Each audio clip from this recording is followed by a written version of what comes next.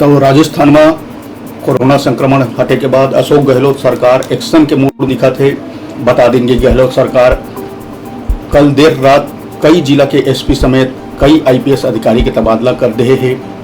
सरकार है जिन 15 आईपीएस अधिकारी ला एती उतेती करे है वहाँ से ज़्यादातर विवादित और बड़का नाम है।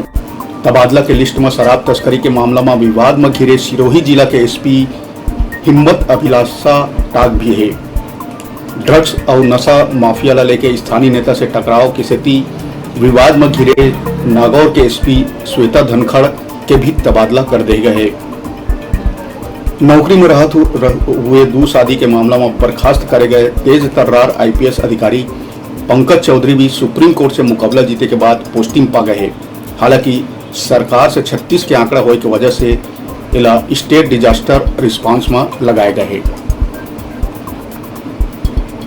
तो कोरोना संकट कम होने के बाद अशोक गहलोत सरकार के बड़का कदम बता दें कि राजस्थान सरकार हर नागौर सिरोही के अलावा प्रतापगढ़, चित्तौड़गढ़, राजसमंद, सवाई माधोपुर और जयपुर के एसपी के भी तबादला करे है।